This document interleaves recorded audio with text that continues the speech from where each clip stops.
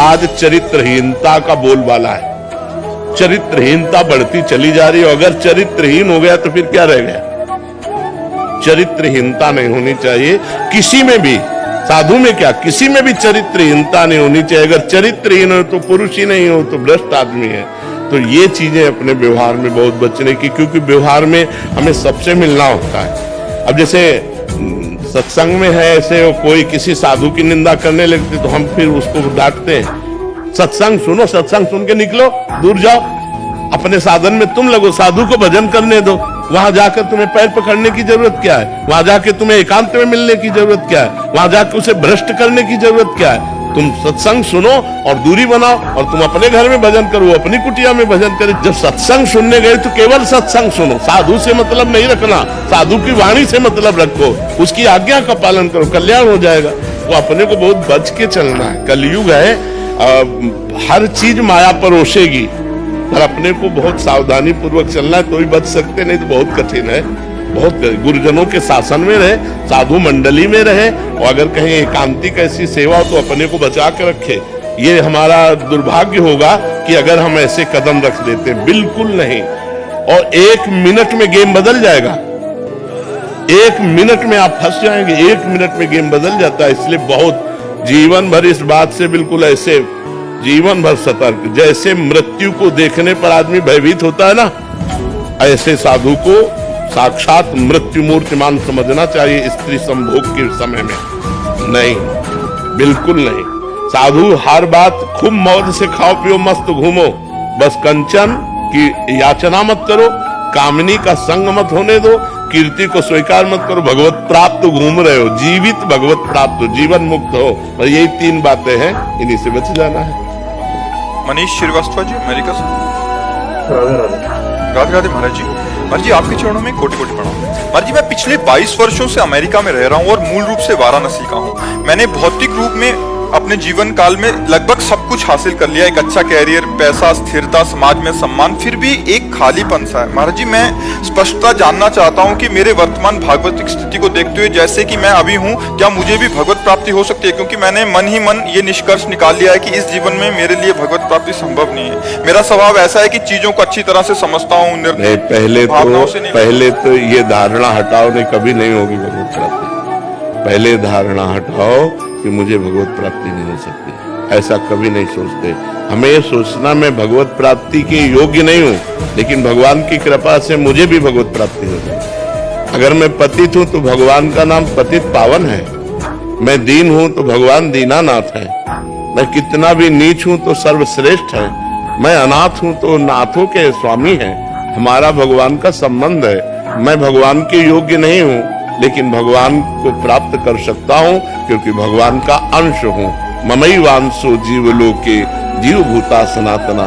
जब हम पहले ही निश्चय कर लेंगे कि मुझे भगवत प्राप्ति नहीं होगी तो नहीं होगी। हम निश्चय करते हैं कि मुझे भगवत प्राप्ति होगी होगी होगी, क्योंकि मैं भगवान का बच्चा हूँ, मैं भगवान का अंश हूँ। हाँ, मैं भगवत प्राप्ति योग्य नहीं हूँ, भगवान की कृपा से होगी। मैं प्रयास करूंगा, नाम जप करूंगा, अच्छे आचरण करूंगा, दूसरों को सुख पहुंचाऊंगा और भगवान से रो रो के प्रार्थना करूंगा कि मेरे पापों को नाश करके मुझे भगवत प्राप्ति कराइए। तो क्यों नहीं हो जाएगी? ऐसी धारणा नहीं रखनी चाहिए, कमजोर धारणा नहीं रखनी चाहिए, निगेटिव भाव नहीं रखना चाहिए। हर समय हमें पॉजिटिव भावों का पोषण करना चाहिए। निगेटिव भाव क्यों रखे? जब वो घोर वैश्यागामी पापी को भी मिल सकते हैं तो मुझे क्यों नहीं मिल सकते? पर हम मिलना चाहें, हम भगवान की प्राप्ति करना चाहें। ऐसे ये कह रहे हैं कि मैं किसी भी चीज को लॉजिक से समझता हूँ, पिछले इतिहास से समझता हूँ, तो मतलब मेरे को थोड़ा सा क्या लॉजिक तुम्हें चाहिए? इससे बड़ा लॉजिक चाहिए? तुम भगवान के बच्चे हो कि नहीं हो, भगवान के अंश हो कि नहीं? तो बाप से मिलने के लिए कौन सी हमको क्रेडिट की जरूरत है, कौन से हमें सद्गुणों की जरूरत है? हमारे बाप है, भगवान हमारे बाप है ना, सबके बाप। भगवान सबके पिता है, क्योंकि हम सब उनके बच्चे हैं। तो हम क्यों नहीं भगवान से मिल सकते? हम नीच हैं तो उन्हीं की माया में तो नीच बने।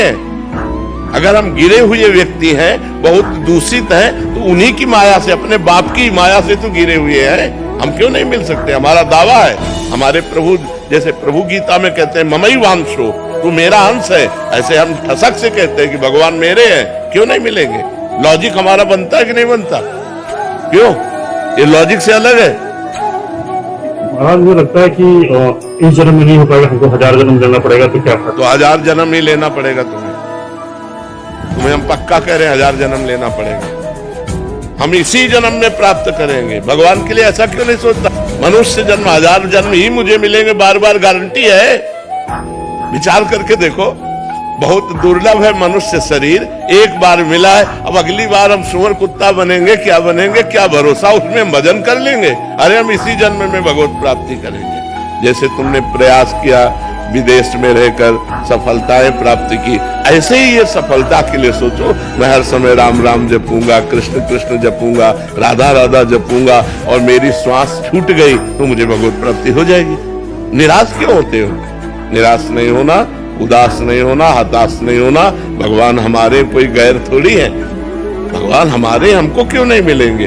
1000 जन्म तक सोच लोगे तो देखो, हमको एक सिद्ध संत ने बताया था, हम उस समय 16-17 वर्ष की अवस्था के थे, हम बचपन से घर से निकले 13 वर्ष की अवस्था से।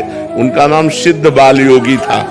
वो गंगा किनारे ही रेती पे रहते थे। तो जब उनसे मिले, रात्रि में मिलने का अवसर मिला, तो उन्होंने पहली बात कही, हमने अपनी डायरी में लिख रखी थी कि बेटा, जो बनना है वो सोचो, जैसा बनना है वैसा सोचो, जैसा सोचोगे वैसा बन जाओगे।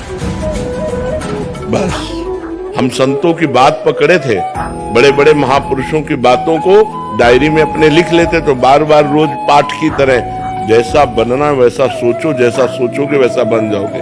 तो जैसे तुमने सोच लिया 1000 जन्म में भगवत प्राप्ति नहीं होगी, गारंटी देता हूं नहीं होगी। अगर सोच लिया कि इसी जन्म में होगी, तो हम कहते हैं बोलते बोलते एक जन्म और खसक जाएगा, लेकिन हमारा नियम प्रण वो हमको एक जन्म बोलते बहुत, मान लो हमसे चूक हो गई तो अगले जन्म में पक्का मनुष्य बनेंगे और भगवत प्राप्ति हो जाएगी। हम लंबा क्यों खींचे? लंबा क्यों खींचे कि 1000 जन्म 1000 जन्म हमको मनुष्य शरीर मिलेगा? गारंटी कौन है? कोई गारंटी दे सकता है? पता नहीं नाली का कीड़ा बने, पता नहीं क्या बने, क्या न बने। ऐसी बातें नहीं सोचते। पॉजिटिव सोचो, निगेटिव मत सोचो। भगवान हमारे अंशी हैं, हमारे पिता हैं, हमारे स्वामी, वो मिलेंगे क्यों नहीं यार? कोई गैर है क्या? भगवान को यही तो हम माया का प्रभाव बन गया कि स्त्री पुत्र परिवार शरीर अपना लगता है, भगवान पराये लगते हैं। जबकि भगवान अपने हैं वास्तविक। हम अगर स्त्री से भी प्यार करते हैं तो भगवान से प्यार करते हैं, क्योंकि उसके अंदर भगवान है, इसलिए वो हमें प्यारी लगती है। और उसी स्त्री के शरीर से भगवान हट जाए, अंतर ध्यान हो जाए, तो हम वही प्यारा शरीर जिसको हम प्यार करते थे उसी को आग लगा देते हैं। तो हम कहीं ना कहीं भगवान का ही तो आदर करते हैं। तो हमें मानना चाहिए कि हमारे भगवान प्रीतम है, ठीक है? निगेटिव भाव नहीं रखते। महाराज जी, एक प्रश्न था महाराज जी, और जिस समय ऐसा कष्टपूर्ण बाहरी व्यवहार में महाराज जी आपका जीवन था, महाराज जी उस समय भी तो आप भजन करते थे। तो उस समय ज्यादा करते थे। उस समय ज्यादा इसलिए करते थे, अब जैसे सुबह से हम लगे तुम्हें समझाने में, उस समय समझाने उस समय केवल भजन था, किसी से मिलना जुलना नहीं, किसी से बातचीत नहीं, रात दिन भजन था। अब तो भजन का विभाग भी हो गया कि भाई 2 घंटे एकांतिक होगा, ये होगा, वो होगा। उस समय कोई विभाग नहीं था, केवल भजन था। ना भोजन की व्यवस्था है, ना रहने की व्यवस्था है, रात दिन गंगा किनारे भगवान के भजन में लगे। उस समय भगवान ने ऐसा विधान क्यों नहीं किया आपके लिए? हाँ, भगवान ने उस समय विधान इसलिए नहीं किया कि जब मटकी पक्की हो जाए और फिर पानी डालो तो पानी ठंडा करके पिला देगी, और अगर कच्ची मटकी में पानी डाल दिया तो फैल जाएगी। उस समय कच्ची मटकी थे, अगर ये सुविधा दे देते तो फैल जाते। अब भगवान की कृपा से इस सुविधा का कोई फर्क नहीं है। जो हमारा लक्ष्य है वो हमारे साथ है। ये माया का जो प्रवाह है वो हमारे चित्त को आकर्षित नहीं कर सकता, क्योंकि इष्ट गुरु कृपा से मटकी पक्की हो गई है। तो भगवान ने ऐसी कृपा की कि बिल्कुल संभाल करके ऐसे लाए, और जब ये दिया तब भोगने लायक नहीं रखा। देखो कितने चतुर खिलाड़ी हैं। जब हम खाने लायक थे, जब हम भोगने लायक थे, तब भोग नहीं दिया, और जब भोग दिया तो भोगने लायक नहीं रखा। वो बड़े खिलाड़ी है, वो बड़े कृपालु है, कैसे जीव को बचाते थे। इसलिए भगवान ने उस समय नहीं दिया कि उस समय मटकी कच्ची थी। अगर विषय रूपी पानी डाल दिया जाता तो फैल सकती थी।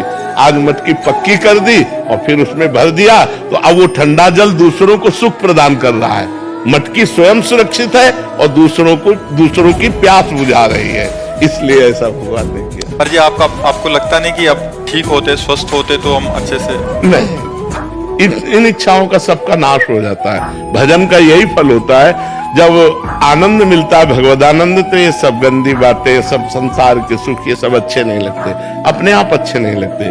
नहीं तो फिर भगवदानंद का मतलब क्या रहा? जैसे भुने हुए चने को कहीं भी बो दो, कभी अंकुरण नहीं हो सकता, ऐसे ऊसर बरसे तृण नहीं जामा, संत हृदय जिम उपज न कामा। वही संत है जिसके हृदय में कोई कामना न हो कि आज हम ये खाएं, आज ये देखें, आज ये भोगने, ये सब इच्छाएं नहीं रह गई। बस निरंतर भगवान जैसे चला रहे हैं, सत्कर्म होता रहे, कोई गलती नाम से होने पावे, भगवान का विस्मरण ना हो, तो यही एक कामना है कि कभी भगवान को भूलू नहीं। बिसरी हो ना बिसारी हो, यही दान मोहि देव, श्री हरिवंश के लाडिले मोहि अपनी कर लियो। मैं आपको न भूलूं और प्रभु आप मुझे न भूले, मैं आपका दास हूं, तो इतनी बात है और कोई इच्छा नहीं रह गई। महाराज जी जैसे आपने बोला कि कोई गलती ना हो, तो अभी भी थोड़ा भय रहता है? हाँ, भय रहता है, अब भी भय रहता है, ये तो मरने तक रहेगा। एक वैश्या थी, तो एक संत भिक्षा मांग के निकलते थे, तो उसने मनोरंजन में कहा कि बाबा तुम्हारी दाढ़ी पवित्र कि मेरे बकरे की दाढ़ी पवित्र? वो कुछ नहीं बोले। 2 साल बाद जब उस मरण सैया पर लेटे हुए थे, बोले उस वैश्या को बुलाओ। बुलाया, कहा बेटा मेरी दाढ़ी अच्छी। बोले बाबा ये बात उस समय क्यों नहीं कही? बोले इसलिए नहीं कही कि कभी कुछ हो सकता है, आज मैं मरने जा रहा हूं, अब कुछ नहीं हो सकता, इसलिए दाढ़ी मेरी पवित्र है। तो देखो माया बड़ी बलवान है, बड़े बड़े ब्रह्म ऋषियों को भी आकर्षित कर लेती है। हम तो बहुत छोटे जीव हैं, इसलिए हम भगवान के सहारे हैं। भय यही रहता है कि भगवान को भूल ना जाऊं, कहीं कोई गलती ना हो जाए, ऐसा मेरे जीवन भर भय बना रहेगा। जब तक शरीर रहेगा तब तक ये भय बना रहेगा कि मेरे से कोई गलती ना हो जाए, और भगवान निरंतर भजन चलता रहे, कहीं भगवान को भूलकर माया में न फंस जाऊं। ये डर बना रहता है, ये डर है कि कहीं भगवान को भूल न जाऊं, कहीं माया में ऐसा कोई आकर्षण ना हो जाए जो भगवान का चिंतन छोड़कर माया का चिंतन होने लगे। क्योंकि शिव विरंचिका मोहई, माया कैसी है? शिव विरंचिका मोहई को है बपुरान, अस जिय जान भजी मायापति भगवान। ऐसी भगवान की माया की बड़े बड़े ईश्वर कोटि के लोगों को भी मोहित कर ले, तो अपने क्षुद्र जीव हैं, अपने मोहित हो जाए तो कौन सी बड़ी बात है।